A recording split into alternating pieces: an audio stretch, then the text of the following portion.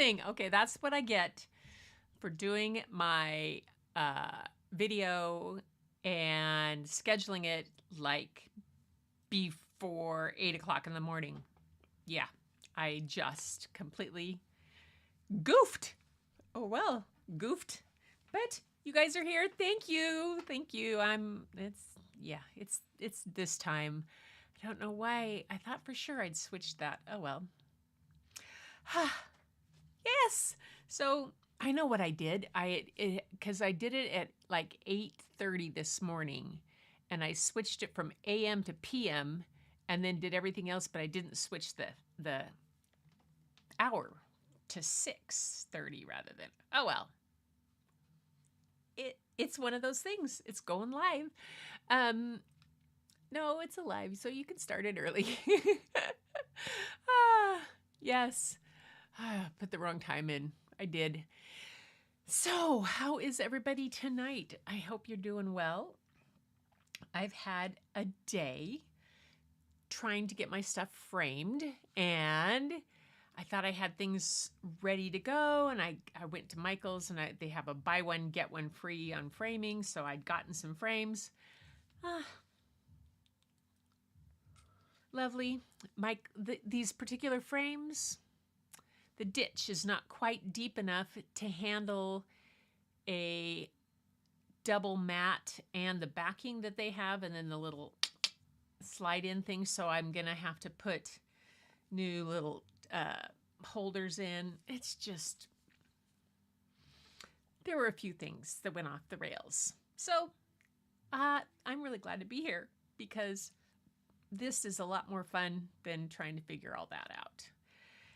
Yes. So let's see. How is everybody? Who's checked in? Linda's here. Yes, Linda, it said 2 hours because I goofed. No, I just goofed. And I don't know if I can go into YouTube Studio and fix it now. Yay. Studio. Change it to now. I don't know. Content. Let me see. Let me just see what I'm doing here. Live now. Yeah, it says live now. Good. Cool. Oh, well. So, like I said, it's been one of those things. So I'm going to just say hi. Linda's here. And then I saw Larry's here. Miss Kitty and Larry are here. And Bob had, oh gosh, 2-hour commute today, Larry, coming back from Seattle, from Georgetown. He said it was kind of a mess. Yeah.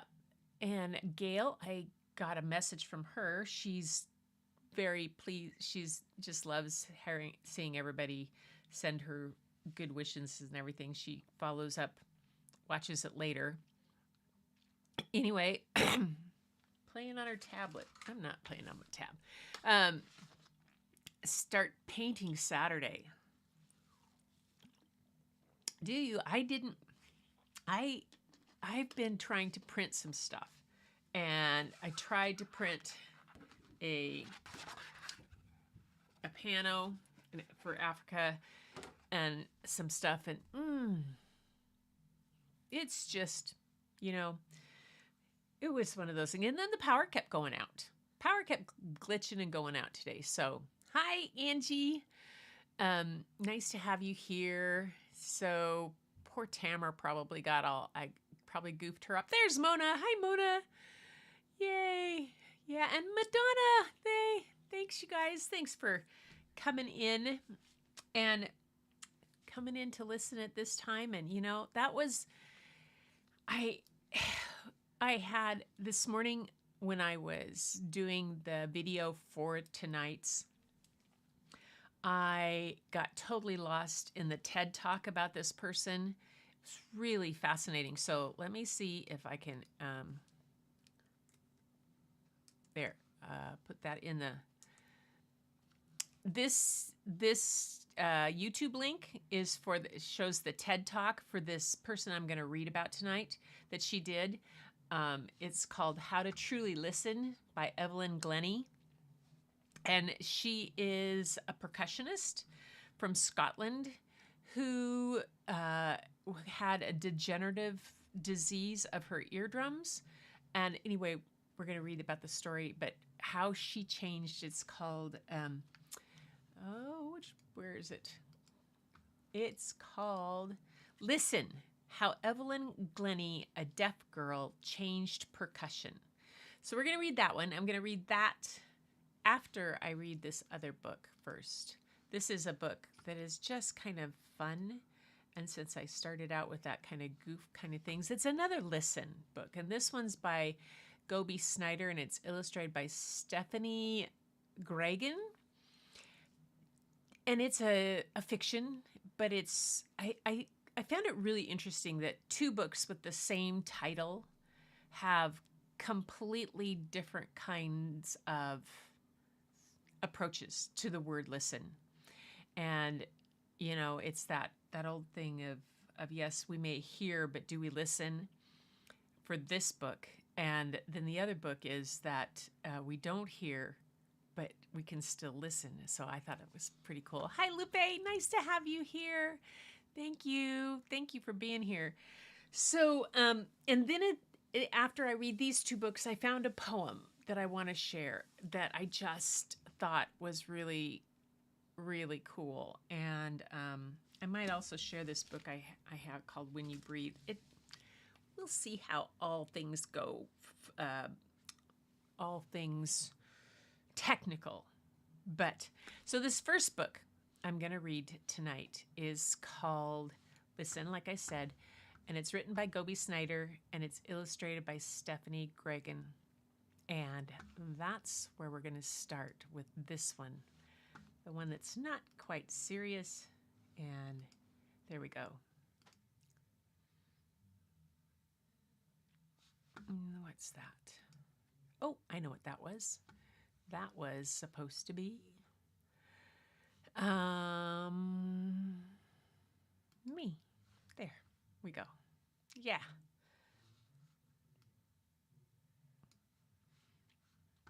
Listen. And I'm sorry I'm not looking straight at you guys, but I have it up on my large monitor over there so that I can see. I need new glasses. Listen. When you step out into the big wild world, sometimes all you hear is beep, woof, vroom, noise. But what if you stop, close your eyes, and listen? Can you hear each sound? Woof, beep, vroom. Do you hear a dog yelp, yip, yap, yapping from a window to yard to passing car, or a crow cawing from wire to wire? Listen. Let me just check something here.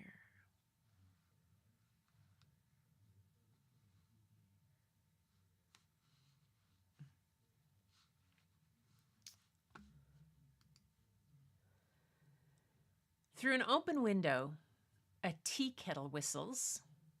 Listen. Can you hear the slap, slap, slap of shoes against the pavement? Listen. Kids jump rope. Thump, thump, thump. Can you hear hello called across the playground? Listen. Listen past the crunch of gravel and the scrape of chalk. Can you hear new words? Listen to each sound. Some pop like quick and snappy, while others stretch like long and leisurely. Listen. Hear words of joy and words that sting. Do you hear what your friend says? Listen. Can you hear what she's feeling too? A sob, a sigh, or even silence. Listen. Listen past the noise. What can you hear? Tippy tap tap. Rain falling on your umbrella? Brush, brush, brush. Wind through the trees? Listen. Can you hear the quiet? Listen past the quiet. What can you hear? Rumble of a belly, whoosh of breath. Can you hear the voice inside you? Listen to nighttime hush and whispers. Good night. Good night. I love this picture.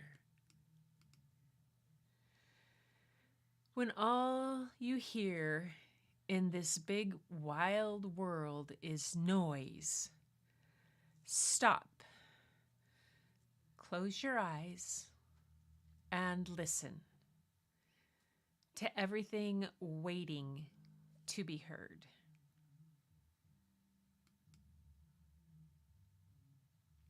I thought that was a wonderful book. So cool. Yeah. Now, I might go.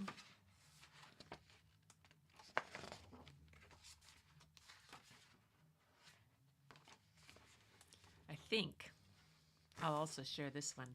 What'd you guys think of that? The artwork is exquisite. Yeah, it's nice. Listening is an art. It is. This one, I think, fits with it. Let's just see if it's going to show overhead. We'll go up here. Choose there. Turn on that camera. See if it'll pull it in. Yay!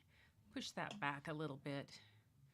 This is called When You Breathe. And this one I just grabbed off the shelf. I wasn't planning on reading it, but it seemed to fit with the mood of the whole thing. Yeah, When You Breathe. And the artwork, it had very watercolor stuff.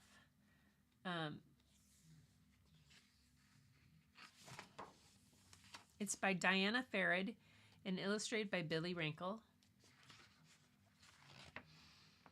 It's called Breathe. Tree leaves sway when it flows by. Birds need it to flutter and fly. It carries your favorite song, stirs with stardust the grand atoms of the universe.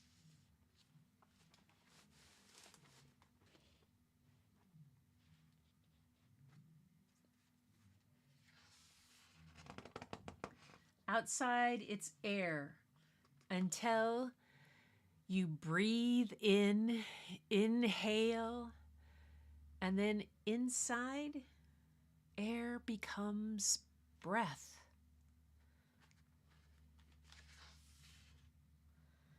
When you breathe, whoosh, breath fills the upside down tree inside your rising chest.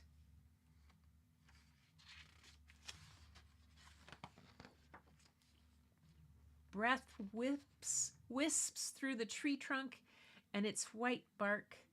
It reaches deeper, rushes into branches bound for the tree's canopy.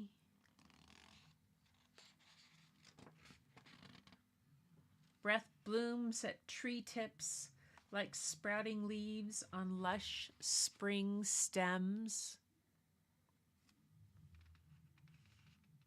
I love how it's upside down. Then those grand atoms which make the stars burst across millions of marvelous buds.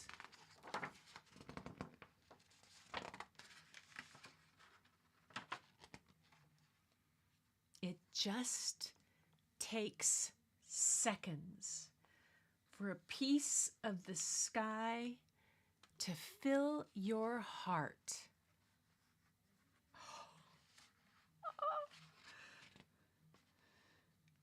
When you breathe, breath sparks every step, every hop, every ascending tune. You are light. When you breathe out, exhale, your breath returns back to the breeze, becomes air again. Air vibrates chords, lifts up your voice, and soars. Above the tree leaves, beyond the birds, stardust sparkles in your song, and the universe rings with it.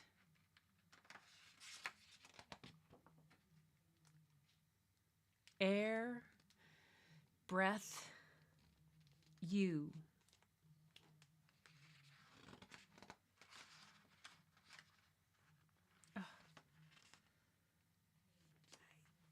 Love this. I'm so glad I grabbed it and decided to read it. The artist is a fine artist who works in collage and mixed media to exquisite effect. He lives in Tennessee and teaches art at the Austin Peay State University. This is his debut picture book. And Diana Farad is a physician and professor at Stanford, a filmmaker and a published poet. This is her debut picture book. She lives in the Bay Area. Oh my gosh. I love this whole analogy of bringing air in and it turning to breath and the upside down tree in you. The lungs. Ah! It's so cool. And look at that. Look at that. Oh my gosh. Ah, when you sing, you send the sky back a piece of you. Ah. Yes. When you breathe, breath sparks. When you breathe out, air vibrates, chords lift up your voice and soar. Ugh. And the universe rings with it. I love that one. That's really cool. A bunch like it. Oh, my goodness. Okay. That's that one I had open. Let's go to this one. Okay. Now, this other book that I have. Hi, Helen. Oh, I'm so glad. I know, isn't this, breath, when you breathe. I mean, the illustrations are amazing. I just picked this up at the library the other day, just grabbed it off. Wow.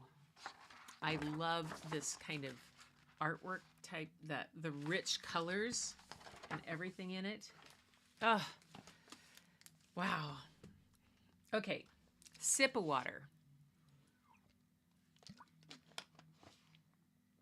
So this next book is a biography about Evelyn Glennie. And I found her to be absolutely fascinating. And if you get a chance, go take a look at her TED Talk. You can even just Google her name and it will come up with, her last name is Glennie, Glennie, Evelyn. How to Truly Listen is the name of her TED Talk. And she is been awarded all kinds of things in England. She's been a dame, and she's won a couple Grammys. She's done work with Bobby McFerrin. If you're at all musical, know who Bobby McFerrin is, which is like, oh my God, and Herbie Hancock and all those guys. So this is one I think you're going to like. Larry's going to like it, I know for sure. But to hear about her is something else. So it's called Listen. Again, same title. We had Listen, Breathe. Now listen. How Evelyn Glennie, a deaf girl, changed percussion. Written by Shannon Stalker and illustrated by Devin Holtzworth. Don't worry. Hi. Yes. Yay. Helen, did you get a lot of rain today? I had my power go flashing in and out. Up there on Whidbey,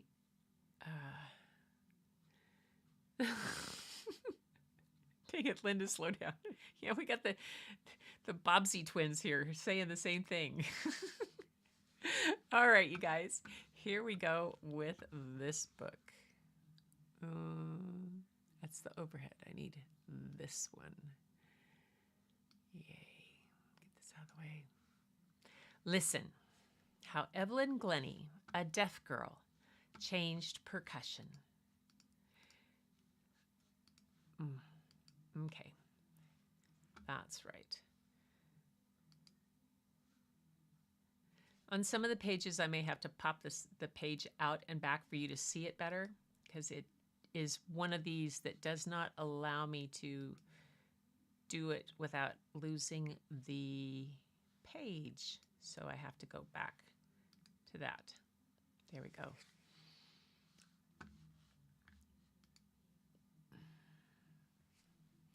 This is the story of music, of obstacles, of strength, of hard work, of all you can accomplish when you dream. If you find your way to listen.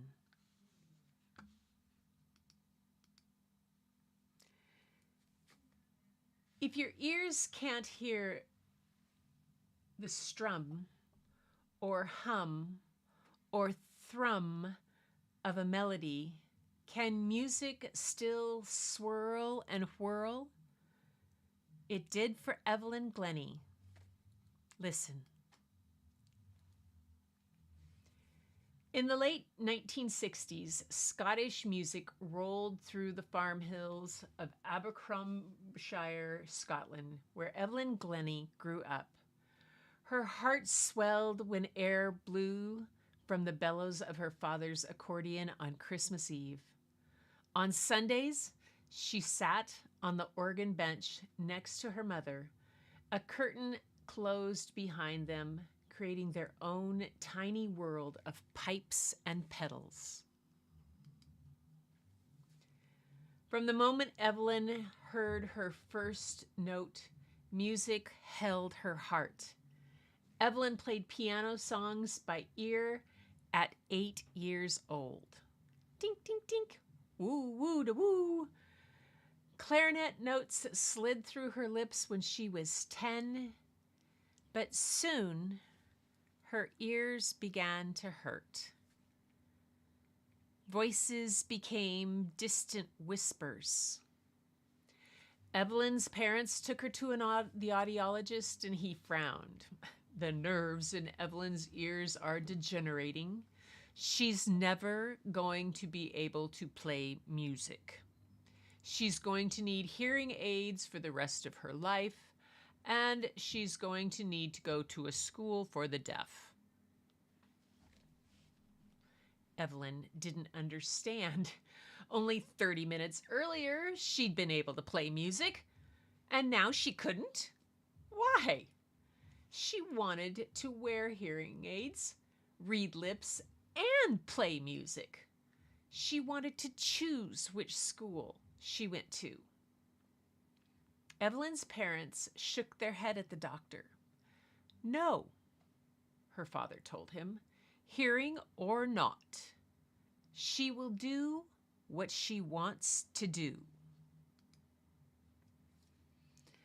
After completing primary school at 11 years old, Evelyn decided to continue her traditional education at Ellen Academy, a secondary school. By this time, a ringing phone sounded like muffled crunches in her ears. Still, the percussionist in the orchestra caught her attention. Rat-a-lat-a-lat-a-lat danced the snare drum sticks. Dum-dee-da-la-lum, dee-da-dum-dum bounced the marimba mallets. Bum-bum-bum thrummed the timpani sticks. Evelyn knew immediately. I want to be part of that. Let's see. Oops.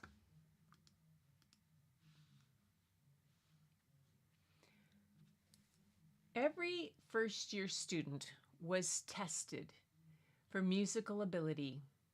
Questions quietly crackled through a tape recorder.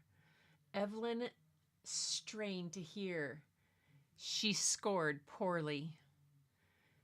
They tested only her ears' ability to listen, not her heart's and not her body's. For the next few months, Evelyn begged the school for percussion lessons. Finally, a percussion teacher named Ron Forbes tested her ability to read music and play rhythms. Thanks to years of piano lessons, she passed. For her first lesson, Mr. Forbes gave Evelyn a strange arrangement. He sent her home with a snare drum. No instructions, no sticks, no stand, just a drum. So Evelyn tapped it. She pinched it. She scraped it with her fingernails. She turned it upside down. She rubbed her jewelry on it. Every action created a different vibration. At her second lesson, Mr. Forbes asked, "How'd you get on?" "I don't know," she admitted. He knew she lived on a farm. "Well, how does a tractor feel?" he asked. Evelyn closed her eyes. She felt the light, tingly squeak of the old, creaky tractor, and she rolled onto the tips of her toes and played an old, creaky tractor. Ticka, ticka, ticka, ticka, ticka, ticka, ticka. Then Evelyn felt the raucous roar of a brand new engine, and she dug her heels into the floor. Vroom! And she played the roar of a brand new engine. Just a sec.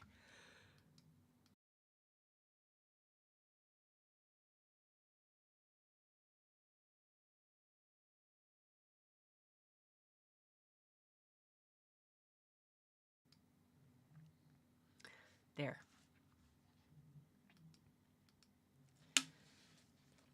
Evelyn, do you think you could hear more if you took your hearing aids out?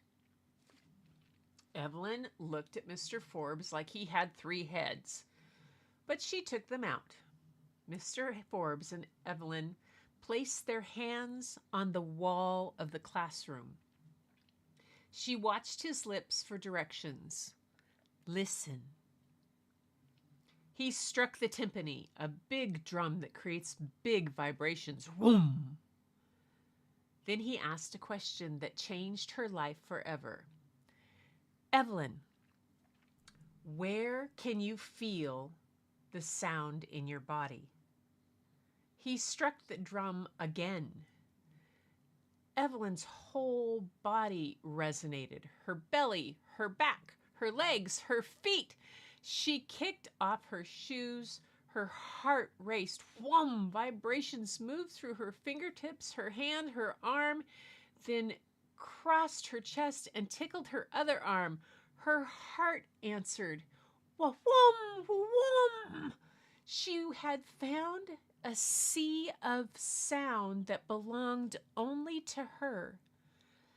In that moment, Every other sense intensified, as if Evelyn's whole body had become one giant ear. She listened to the buzz of the wide world around her. Vroom, distant trucks zoomed by. Evelyn's legs listened, humming with the prattle of the road. Wah, wah, wah, muffled voices muttered through an underwater fog. Evelyn's eyes listened, turning murmurs into words. Evelyn became so sensitive to each vibration that she could tune an instrument based only on where she felt the vibration in her body. Wow. Hey, Tamra. When she graduated at the age of 16, Evelyn auditioned for the Royal Academy of Music in London, but they turned her down. No one believed a deaf musician could have a career in music. But Evelyn believed. If she could learn to think about listening in a whole new way, they could too.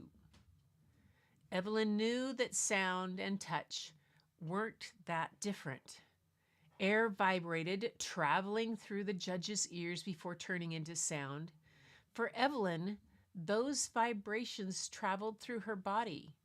Her brain just listened differently. Evelyn fought for the right to audition again. Does my ability meet the standards of the school? She asked. They agreed that it did. One board member argued that she deserved a second audition. The board agreed. Again, Evelyn kicked off her shoes. She looked directly into the judge's wide eyes as she played. Dum-da-da-dum-dum-dum, rat-a-tat-tat-tat-tat. Her snare drum sticks danced. Her marimba mallets bounced. Her timpani sticks thrummed. Everything resonated together. The sticks, the mallets, the keys, the room, and Evelyn.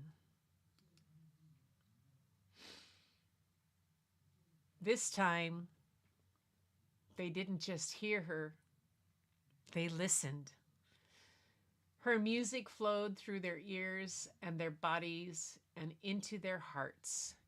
They welcomed her into the academy, and after that, every music school in Great Britain changed its rules. Everyone agreed. No one should be turned away simply because of a disability.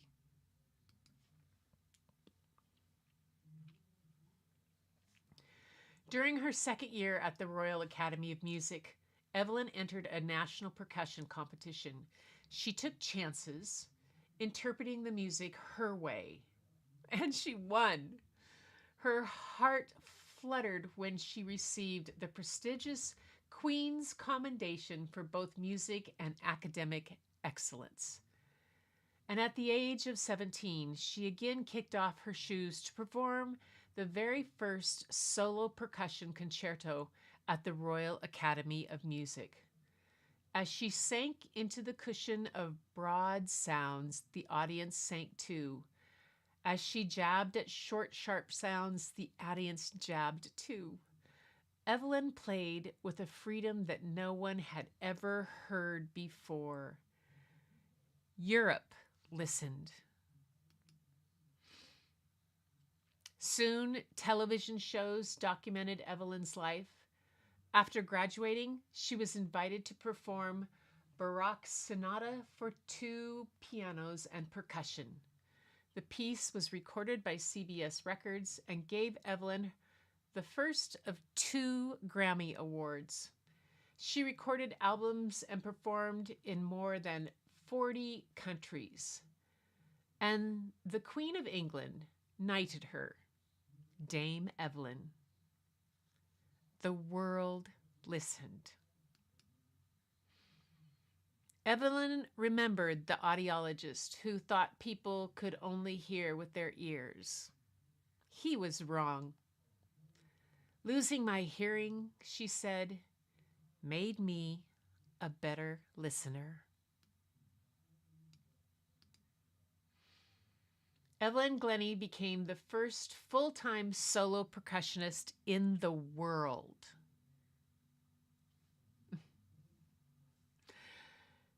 She owns nearly 3,000 instruments, all of which sing in her hands. Throughout her life, many people told her, no, you can't. But Evelyn always knew she could. And you can too. If you only listen.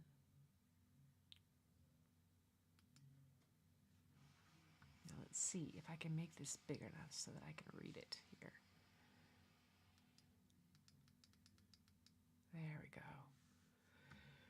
It says, I'm a musician with the author's note says, I'm a musician with reflex sympathetic dystrophy. I can't say that word. People like me have difficulty with things like temperature changes and pain. When my condition was in its most intense, raindrops felt like knives and my right arm became much colder than the rest of me.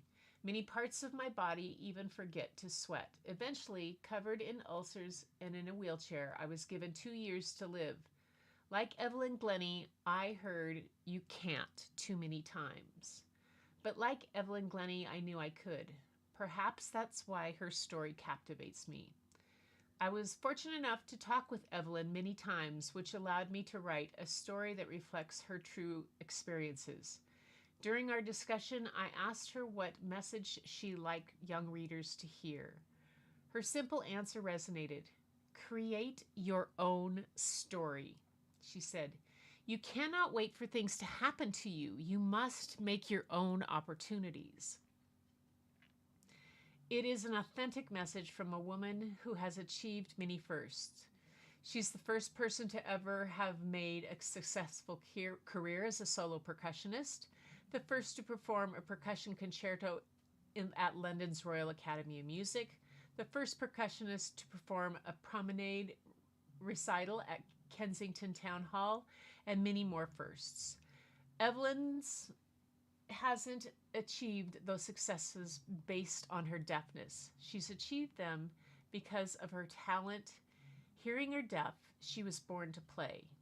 Hearing, she explains, is basically a specialized form of touch. Sound is simply vibrating air, which the ear picks up and converts to electrical signals, which are then interpreted by the brain. The sense of touch does this too. For Evelyn, this concept seemed dawned naturally when she was a child. At that age, she says, you don't realize you're losing your hearing or going deaf. Your body finds other ways to listen.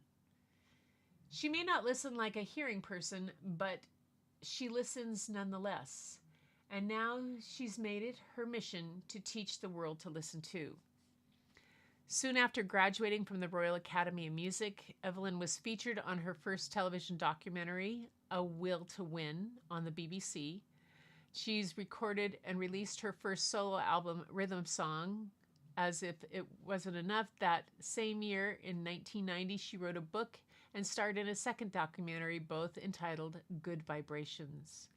In 1993, the Queen of England knighted Evelyn by giving her the OBE, Officer of British Empire, for her service to music. She was accepted more than 100 international awards and honorary doctorates, including 2 Grammy Awards, the DBE Percussive Arts Society Hall of Fame inductee, the Polar Music Prize, and the Companion of Honor by Queen Elizabeth. And in 2012, she played the beautiful aluminum bells of the Alphon to lead the opening ceremony of the London Olympic Games. Evelyn has released more than 40 CDs, many of them in collaboration with other great musicians: Bjork, Bella Fleck, Bobby McFerrin, who's that say? Fred Frith, Steve Hackett, Mark Knopfler, and more. Wow. More than 200 ensembles have welcomed her to their orchestral stage, and 60 of her 120 concertos were written especially just for her. Wow. She's performed in more than 40 countries on 5 continents. Recognizing the influence these artists have had on her, she aims to inspire others whenever possible through recordings like her TED Talk, How to Truly Listen, her film, Touch the Sound, and a variety of educational YouTube videos. She composes as a wonderful motivational speaker. Though profoundly deaf, Evelyn chooses not to wear hearing aids to this day. She also continues to perform barefoot, preferring to feel vibrations through the floor. My career and my life have been about listening, Evelyn Glennie says, in the deepest possible sense. Wow. Wow. Okay. Just blown away. Completely blown away. Yeah. Bella Fleck and the Flecktones. Yeah. What the mind can conceive, it can achieve. Yes. Dame Evelyn Glennie. Yes. There's several things on YouTube about her. The TED Talk, you can just put her name in and you'll come up with things about her. The TED Talk I listened to it this morning. It was really fascinating. She pulls her stuff out of this little backpack and what she does with just a simple snare drum. And it was absolutely amazing. So amazing. Anyway, I thought that was spectacular. And I always love to read about, and when you hear her on TED Talk, if you listen to her, there is no change in her vocal. You have no sense that she is deaf when she's just speaking. And what she has achieved is pretty amazing. Truly wonderful story. Yeah. So Tamara made it in. Hi, Tamara. Yay. Sorry about my goof up on the time. I hope that it goofed everybody. I had the time set wrong, but you guys know I'm going to be here. Yep. Anyway, these are a couple cool pieces and a great book in between. Two wonderful books that I have found, and then this extra one that I had. But the other day, when we were doing poetry, I found a book called, what does I have it called? Well, it's a book of, it's called, well, I'll have to close it and show you at the beginning when I get back to the beginning of it. Anyway, had a whole bunch of very cool poems in it, and I found this one, and it just seemed to fit with you guys. And I wanted to share it with you. Let's see if it's by Barbara Crooker, and it's called Promise. Let me go back to here. There it is. Oh, and I have that so big you can't see. Has a couple lines in it that I really like. Why is that? I might just, let me do this. There we go. Then you can see.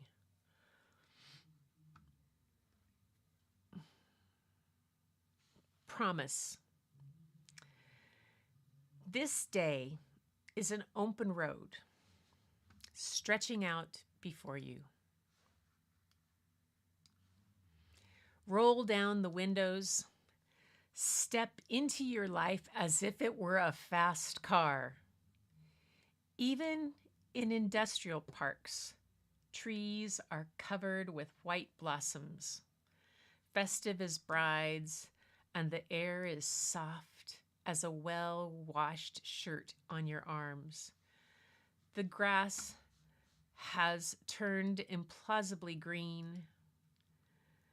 Tomorrow the world will begin again, another fresh start.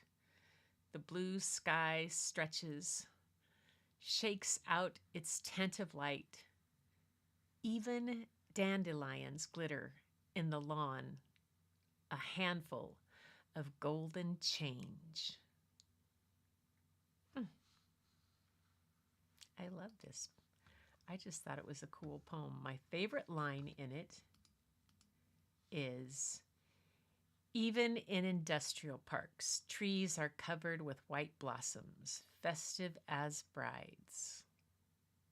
I thought that was just a wonderful way. And the book is, let me get it down here, see if I can get back to the beginning, as How to Love the World. Poems of Gratitude and Hope. I checked it out and I thought, you know what? I just need to read one of these poems every once in a while to this group of people that I have such gratitude for. And yeah, you guys just are spectacular. And gratitude and hope. That's a perfect thing for this little group of people. So that's that book, How to Love the World. Has a fair number of poems in it. Where's the, let's see if I can, oops, that's the wrong thing. Hit the wrong thing.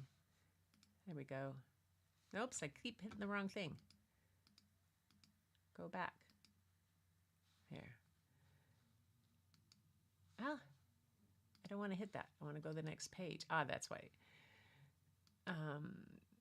And it's by this mission of story publishing is to serve our customers by publishing practical information that encourages personal independence in harmony with the environment.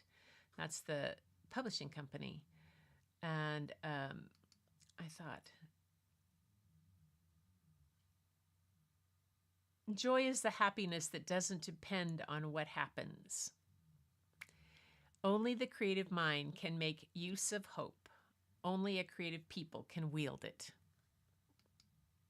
So it's one of those books of poems that I keep books like this around because poetry always does things for me. I love poetry.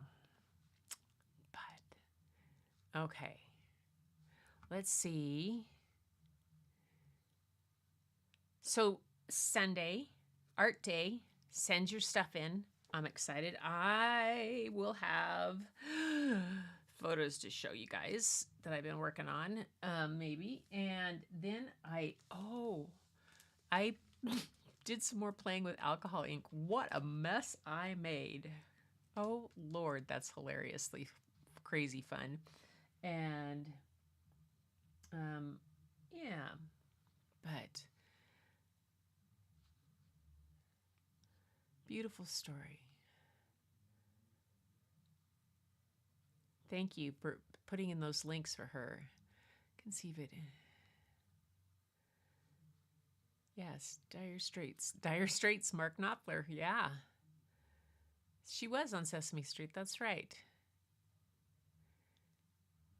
Of all the accomplishments. TED Talks are so interesting.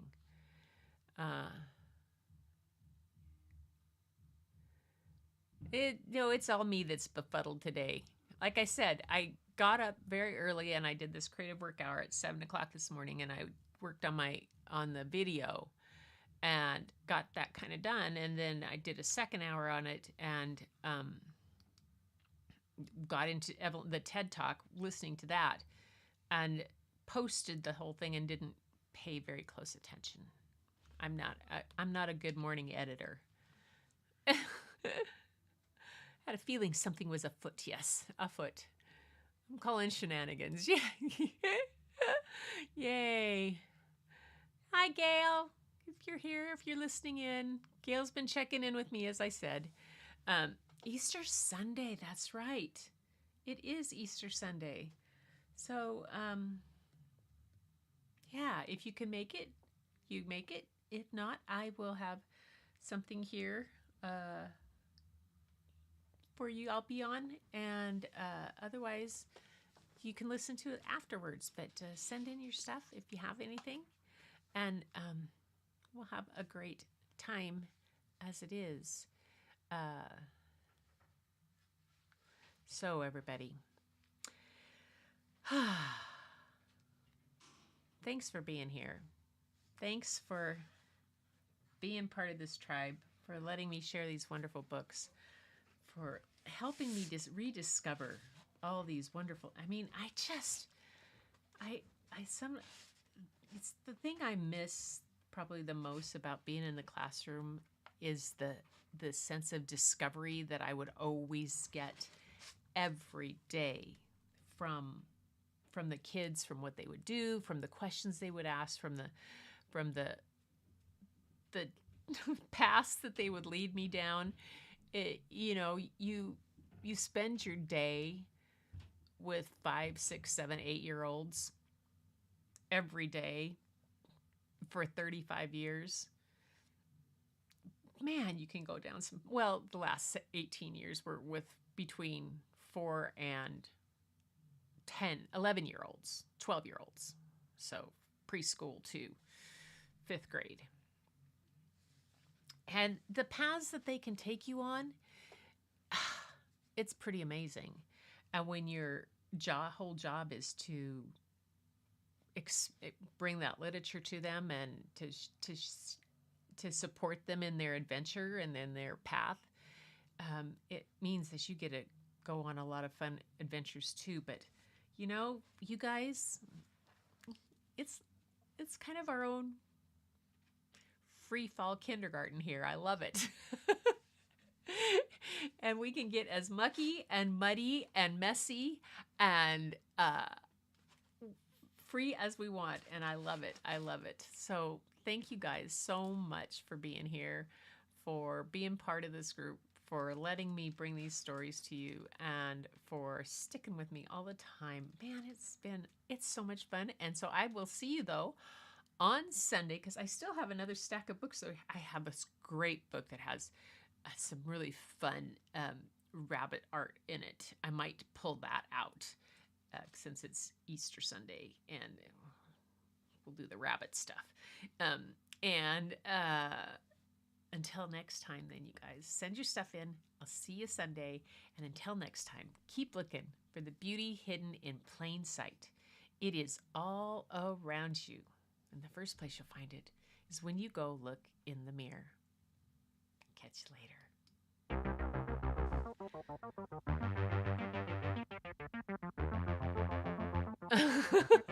Bugs Shepherd. In the heat of the night, we could get lost. Maybe I can put bunny ears on Aldo and see what he says. Feeling alright. We won't go home. We will just stay here downtown. There's not just stars on the boulevard. They're in the light in your eyes. I'm glad you enjoyed it. Thanks for being here. We don't need no black cards. I just need you by my side. Oh man, Tamara, I'm sorry. Those are not We fun. could be shameless, famous, running cool, with a love that leaves us weightless. Ooh, drop it, You might not be live on Sunday. ooh, you got me feeling starstruck too. We could be famous. We could be famous. You're blowing my mind, looking like a model, better than the Oh, usual. Tamara, thank you. Yeah, you don't even try. She said no mirrors allowed. I thought she said no minors allowed. allowed.